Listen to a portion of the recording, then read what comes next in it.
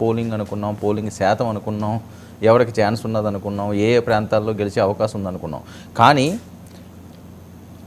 ఈ రాజకీయ శిబిరాల్లో చూస్తే ఒక పక్క స్తబ్దత కనిపిస్తూనే ఇంకా గొడవలు కల్లోలాలు జరుగుతున్న నేపథ్యం. ఇప్పుడు అవసరమా ఇది? అవసరం లేదు. ఒకటి, ఎన్నిక అనేది హోరాహోరీగా జరిగినప్పుడు పోలింగు కౌంటింగ్ మధ్యలో ఒక 20-22 రోజులు ఉండడం వల్ల ఇవన్నీ కూడా పెరుగుతున్న పరిస్థితి. మామూలుగా ఎవరు దాడులు చేస్తారు, ఎవరు గురి అవుతారు అన్నప్పుడు రకరకాల లెక్కలు ఉంటాయి. కానీ ఇక్కడ మటుకు చాలా తీవ్రం జరిగేవి కూడా మామూలుగా జరిగే ప్రదేశాలే. పల్నాడు, అక్కడ తాడిపత్రి, చిత్తూరు, తిరుపతి, చిత్తూరు జిల్లాలో కొన్ని ప్రదేశాలు ఇవన్నీ చూస్తే ఇవి గతంలో కూడా వైసీపీ టీడీపీ చాలా తీవ్రంగా ఘర్షణ పడిన లేకపోతే ఉద్రిక్తంగా ఉన్న ప్రాంతాలు. ఏవైనా దురదృష్టకరం. మాచర్లలో అయితే అది మొదట్లో మాచర్ల కాదు, నరసరావుపేటలో, నంద్యాలలో కూడా ఉంది. ఇవన్నీ కొంచెం ఘర్షణలు, దాడులు వీటికి పేరు ఉన్న ప్రాంతాలే. తప్పకుండా ఎన్నికల అధికారులు వెంటనే చర్యలు తీసుకోవాలి. రెండవది, తిరుపతిలో ఆ పోలింగ్ స్ట్రాంగ్ రూమ్ దగ్గరికి వెళ్ళి అక్కడ పులిపర్తి నాని అనే అభ్యర్థి కూడా గాయపడిన దాడికి ప్రయత్నించడం తప్పకుండా చాలా ఆందోళన కలిగించే అంశాలు. వీటి కారకులైన వాళ్ళను కఠినంగా శిక్షించాల్సిన అవసరం ఒకటి ఉంది. ముందే వాళ్ళని అదుపు చేయటము. ఇందాక మీనా కూడా ఎస్ఈఓ కూడా చెప్తూ ఉన్నారు సెకండ్ పార్ట్లో, ఇది మేము చేస్తాము తప్పకుండా అని. వెంటనే రంగంలోకి దిగాలి. ఇంకెలాంటి అలసత్వం పనికిరాదు. ఇక్కడ 2 సమస్యలు, హింసాకాండతో పాటు ఎన్నికల తర్వాత స్ట్రాంగ్ రూమ్లు, కౌంటింగ్, ఇది చాలా పకడ్బందీగా జరిగింది అనే అది కూడా చాలా అవసరం. భద్రతా కోణంలో కూడా ఇక్కడ ఇవి పెరిగిన తర్వాత అయితే చాలా సమస్య వస్తుంది. కానీ ఈ ఘటనలన్నీ చూస్తే వరుసగా అక్కడ అఖిలప్రియ పిఏ అంటున్నారు, తాడిపత్రిలో ఆయన వచ్చాడు, ఆ సీనియర్ నాయకుడు. ఇంకా అక్కడేమో ఎమ్మెల్యే ఇంటి మీద దాడి, అది కూడా చెప్తున్నారు. ఇక్కడ నరసరావుపేటలో 2-3 చోట్ల.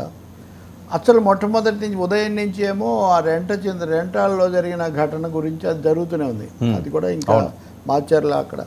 కాబట్టి ఘటనలు ఉన్నాయి. మరి మొత్తంగా తీవ్ర స్థాయిలో అని కాకపోయినా అవాంఛనీయ ఘటనలు జరిగాయి. వాటిని అదుపు చేయడానికి వెంటనే చర్య తీసుకోవాలి. అంటే కాదు సార్, ఇప్పుడు ప్రశాంతత రాలేదు. పోలింగ్ ముందు, పోలింగ్ జరిగేటప్పుడు మనం చూస్తున్నాం, అయిపోయిన తర్వాత ఇప్పుడు ఇంక అవసరమా? ఇప్పుడు అన్రెస్ట్ ఏర్పడింది, ఒక అపనమ్మకం కూడా ఉంది 2 శిబిరాల్లో. ఇందాక మీరు చదివినట్టుగా ఒక కొంచెం అనిశ్చితి, కొంచెం టెన్షను, ఏం జరుగుతుంది అనేది కూడా ఒకటి ఉంది. రెండోది, దెబ్బతిన్నామన్నప్పుడు రెచ్చగొట్టుకోవడం కూడా జరుగుతుంటుంది. ఇప్పుడు ఎవరిని అందుకనే ఇప్పుడు ఏ పత్రిక చూస్తే వాళ్ళు అవతరాలు చేశారని చెప్తుంటారు. కానీ క్షేత్రస్థాయిలో చూస్తే ఇద్దరు ఒకరినొకరు రెచ్చగొట్టుకుంటున్న పరిస్థితే ఉంది. అంటే అది ఒక విధంగా ఫలితం మీద వాళ్ళకు ఉన్నటువంటి అంచనాను కూడా అది మనకు ప్రతిబింబిస్తుంది. ఏకపక్షంగా ఉందని ఎవరు భావించట్లేదు. సో దాంతో కొంచెం అసహనము, తట్టుకోలేకపోవటం, రెచ్చగొడితే కొంచెం కదిలిస్తే రెచ్చిపోవటము. ఇప్పుడు నాలాంటి వాడి మీదే ఏదైనా కామెంట్ మామూలుగా పెడితే కూడా దానికి విపరీతంగా తిట్టేస్తున్నారు వెంటనే. ఈ ధోరణి మంచిది కాదండి. పోలీసులు, ఎన్నికల యంత్రాంగం వెంటనే రంగంలోకి దిగాలి, ఎక్కడికక్కడ పకడ్బందీగా చేసేయాలి.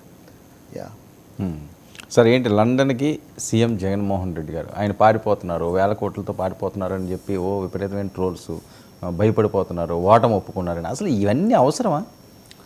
చాలా పొరపాటు అండి. ఇవన్నీ కూడా రాజకీయాలు, చట్టము, వీటన్నిటికీ వాటి కొలబద్దలు ఉన్నాయండి. ఎవరో ఇష్ట ప్రకారం చేసే పరిస్థితి ఏమీ ఉండదు. నిజానికి ఈ అంశం ముందు నుంచి ప్రస్తావిస్తున్నాను నేను మీ దగ్గర. వాళ్ళు పోలింగ్ కంటే 2 రోజుల ముందు నుంచే ఇంకా అవ్వగానే వెళ్ళిపోతారు, అక్కడి నుంచి అటే వెళ్ళిపోతారు. దానికోసం సిబిఐ ఉచ్చు పన్నింది. నిజంగా ఒకసారి వెనక్కి తిరిగి చూసుకోవాలి, అవి జరిగాయా, జరగలేదే. సిబిఐ మేము ఉచ్చు పన్నామని ఏం చెప్పలేదు. వాళ్ళు ఫార్మల్గా మాకు అభ్యంతరం ఉంది, ఎప్పుడు కేసు ఉంది, ఆ కేసు అప్పుడు ఆయన ఉండాలి, ఇలా చెప్పారు. ఆయన ఎలాగో హాజరు కావట్లేదు. సిబిఐ అలా చెప్పడం సరైందే, ఎందుకంటే వాళ్ళు చెప్తారు. లేకపోతే ఏమంటారంటే సిబిఐ కూడా అభ్యంతరం పెట్టలేదు, సిబిఐ సహకరించిందని ఇలాంటి ఆరోపణలు కూడా వస్తాయి. కాబట్టి మేము ఫార్మల్గా అభ్యంతరం పెట్టాము, ఆయన న్యాయమూర్తి, the judge in his wisdom అని వాళ్ళు తర్వాత చెప్తారు. ఇప్పుడు దాని మీద ఇప్పుడు కోర్టుకు ఏమన్నారు, నేను ఇన్ని రోజుల నుంచి హాజరవుతున్నాను, ఎప్పుడు ఏమీ ఉల్లంఘించినట్టు నా మీద ఏమి లేవు, అటువంటిప్పుడు ఎందుకు చేయరు? మూడోది, అదొక కూతురు దగ్గర ఏదో ఉండటానికి, ఫలితాలు వచ్చేసరికి రాడా? అంటే నిజంగా నమ్ముతున్నారండి వీళ్ళు ఈ స్టోరీ రాసేవాళ్ళు.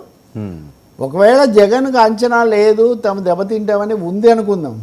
అనుకున్నా కానీ ఒక ముఖ్యమంత్రి ఫలితాలు అప్పుడు తిరిగి రాకుండా అక్కడి నుంచి అక్కడికే వెళ్ళిపోతాడు. ఏ ముఖ్యమంత్రి, జగన్ కాదు, ఇంకొక కిరణ్ కాదు, ఇంకొక గగన్ కాదు, ఎవరైనా సరే అసలు రాజ్యాంగబద్ధంగా రాజీనామా చేయడం ఇట్లాంటి పనులు కూడా ఉంటాయి ఒకవేళ అయితే కూడా. అది కూడా కాదు, ఇది నేను గెలుస్తాను, విశాఖపట్నంలో ప్రమాణ స్వీకారం చేస్తానని ఆయన చెప్తుంటే దాన్ని నిన్న కూడా బొత్స సత్యనారాయణ నాకు చెప్పాడు. ఇలా చెప్పగానే మళ్ళీ మొదలవుతారు. ఇది కరెక్ట్ కాదండి. అదే పనిగా వన్ సైడెడ్ ఒక మనిషే విలను లేకపోతే ఒక మనిషే నెగిటివ్, ఆ మనిషి ప్రతి కదలిక మీద మన మీద కథలు చెప్పాలి. ఆ తర్వాత తిరిగి వస్తే ఎవరు పలచన అవుతారు? వస్తాడు గ్యారంటీగా, నేనైతే అనుకుంటున్నా. అవి కొంతమంది విజయ్ మాల్యా పోలేదా, ఇంకొకరు పోలేదా అంటే ఇంకా చాలామంది నేరస్తులు ఉంటారు. ఇప్పుడు అలా అయితే ఇప్పుడు జగనే కాదు, చంద్రబాబు నాయుడు కూడా బెయిల్ మీదే ఉన్నాడు. కాకపోతే ఆయన కేసులు ఎక్కువ ఉండొచ్చు, ఇది ఎక్కువ ఉండొచ్చు. మరి ఆయన జైల్లో కూడా ఉన్నాడు 16 నెలలు ఎందుకంటే ఎక్కువగా. సో ఒక బెయిల్ మీద ఉన్న ఒక ప్రతిపక్ష నాయకుడు బెయిల్ మీద ఉన్న ఇంకో ముఖ్యమంత్రిని ఎలా ఒకరిదే తప్పు ఒకరిదే కాదని ఎలా అంటారు? నమ్మాలా మీరు? ఎవరైనా అసలు సగటు మనిషి, ఇద్దరికి సంబంధం లేని ఒక మనిషి ఈయన రైటు ఈయన తప్పు, ఈయన తప్పు ఈయన రైట్ అని ఎలా చెప్పాలి? ఎందుకు చెప్పాలి అసలు? ఇంకా న్యాయ వ్యవస్థ ఎందుకు, ఇంతమంది న్యాయమూర్తులు ఎందుకు, ఇంత జ్యూరిస్ ప్రుడెన్స్ ఎందుకు, ఇన్ని రోజులు కేసులు ఎందుకు, సిబిఐ ఎందుకు, ఈడీ ఎందుకు? అవును. కాబట్టి లండన్ వెళ్ళడం అనే దాన్ని కూడా ఒక పెద్ద ఇది చేసేసి బ్రేక్ తీసుకోరండి. ఇప్పుడు ఈ డిస్కషన్ అయ్యాక మీరు కాసేపు ఒక 2 నిమిషాలు రిలాక్స్ అవ్వరా? కాబట్టి అది చాలా అర్థం లేని ఇది చేశారు. తర్వాత దాన్ని మళ్ళీ సర్దుకోవడానికి ఇంకా అవి ఇవి మాట్లాడుతున్నారు. నేను నిన్న మీకు ఇంకోటి కూడా చెప్పాను.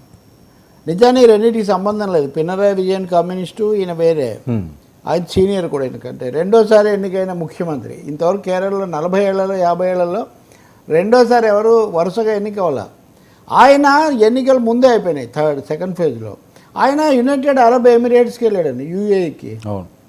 వెళితే పారిపోయాడు, ఇది చేశాడు అని కథలు. అంటే లేదు, ఆయన పార్టీ, వాళ్ళ పార్టీ సిపిఎం దగ్గర పర్మిషన్ తీసుకున్నాడు, అడ్మినిస్ట్రేషన్ కూడా తెలియజేసి వెళ్ళాడు, ప్రైవేట్ విజిట్కు వెళ్ళాడు.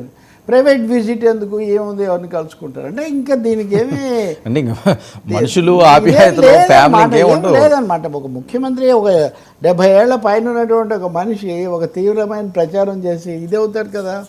కాబట్టి కేజ్రీవాల్ను కూడా అంతే. కేజ్రీవాల్ పినరాయి విజయన్ మోదీ ప్రభుత్వానికి చాలా టార్గెట్స్గా ఉన్నారు. ఎందుకంటే ఆయనేమో జాతీయ పార్టీ అని తన ప్రత్యామ్నాయం అని తిరుగుతుంటాడు, ఢిల్లీలోనే పక్కనే ఉంటాడు, పక్కలో బలంలాగా. ఈయనేమో కమ్యూనిస్టులు చాలా ఓడిపోయారన్నా ఇంకా ఒక ముఖ్యమంత్రిగా ఉన్నాడు. నేను ఇక్కడ ఎందుకు చెప్తున్నానంటే జగన్ విషయంలో కేవలం ఇది జగన్ వర్సెస్ బాబు కథ కాదు. మన మీడియా కానీ ఎలా కొంతమంది మీద ఎలాంటి కథనాలు ఇస్తున్నారు, కేరళ ఇవే ఇస్తున్నారు. కేరళలో ఇలాంటి కథనాలు, అది చెప్పండి, ఎన్ని కేసులు వెయిట్ చేస్తున్నాయి ఆయన కోసం. కాబట్టి ఓకే, జగన్ ఇప్పుడున్న వాతావరణంలో ఇంకో 2 రోజులు ఉంటారనుకుంటా, 17న వెళ్ళి జూన్ 1న వస్తారంటున్నారు. సో ఇక్కడ రాష్ట్రంలో ఇన్ని ఘటనలు ఇవి జరుగుతున్న కారణంగా ఈ శాంతి భద్రతలకు సంబంధించి ఆయన మీ దగ్గర ఇప్పుడు అధికారం ఏం లేదు, అయినా అడ్మినిస్ట్రేషన్ ఉంది కాబట్టి. అంటే ఆపద్ధర్మ ముఖ్యమంత్రి, ఇప్పుడు ఈసీకి ఏమైనా సంబంధం ఉంటుందా సార్? ఏది ఈ టైంలో ఈసీ ఆధ్వర్యంలోనే ఉంటుంది అంత. పోలింగ్ అయిపోయినా కూడా రిజల్ట్స్ వచ్చినంత వరకు, మళ్ళీ రిజల్ట్స్ వచ్చేవారు. సో ఈయనకి ఎటువంటి పవర్స్ ఉండవు, కానీ కోఆర్డినేటింగ్ అక్కడ ఉంటుంది. రెగ్యులర్ థింగ్స్ ఉంటాయి, కీలక నిర్ణయాలు, రాజకీయ నిర్ణయాలు ఉండవు, జీవోలు అవి అలాంటివి ఉండవు. అంతేగాని మినిమం ఎవరిగా చూస్తారు లేదా, అన్నీ చూడరు కదా. కాబట్టి కాకపోయినా రాజకీయంగా అయినా అప్పీల్ చేయటం, ప్రశాంతత కోసం చర్యలు తీసుకోవడం అది మటుకు చాలా అవసరం. అది కూడా చేయట్లేదు లేదని చెప్పి కదా వీళ్ళు ట్రోల్ చేసేది. ఎవరు? ఆపద్ధర్మ ముఖ్యమంత్రి ఏం చేస్తున్నారంత గొడవలు అవుతుంటే ఆయనే రెచ్చగొడుతున్నారని. ఆయన కూడా ప్రశాంతతకు చేయాలి, వీళ్ళు కూడా చేయాలి శాంతి భద్రత. ఇప్పుడు ఉదాహరణకు టీడీపీ, వైసీపీ లేదా జనసేన అనుకోవడమే కానీ మిగిలిన పార్టీలు ఏవీ అంతగా మాట్లాడలేదు కదా. వాళ్ళకి అలవాటు అయిపోయింది ఇంకా ఒకరి మీద ఒకరికి. అవును, నేను ఏదో ఒక రాజకీయ పార్టీ ప్రకటన చేస్తే ఈ ఘటనల మీద సమగ్రమైన ప్రకటన ఎవరు చేసేది చెప్పండి. ఎక్కువ అక్కడ ఘర్షణ పడుతుంది టీడీపీ, వైసీపీ. అవును, అది కూడా పడే చోట, అలవాటైన చోట, అలవాటైన మనుషులు. ఇప్పుడు సత్తెనపల్లిలో అంబటి రాంబాబు, ఆయన ముందే అది గడ్డు నియోజకవర్గం అని అందరూ భావించారు. ఒక నియోజకవర్గంలో ఒక బూత్లో రీపోలింగ్ జరపాలి అని ఆయన అడుగుతున్నాడు. అక్కడేమో స్ట్రాంగ్ రూమ్ దగ్గర జరిగింది. తాడిపత్రిలో ఆయన సీనియర్ మంత్రి ఈయన దూసుకుపోవడం వల్ల జరిగింది. లోకల్ ఇష్యూస్ అవి ఎక్కువ ఘటనలు, అవి ఎక్కువగా ఎలక్షన్ కమిషను నెక్స్ట్ ముఖ్యమంత్రి రాజకీయంగా తీసుకోవాల్సిన చర్యలు తీసుకోవచ్చు.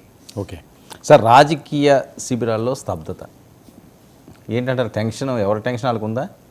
అదే కదా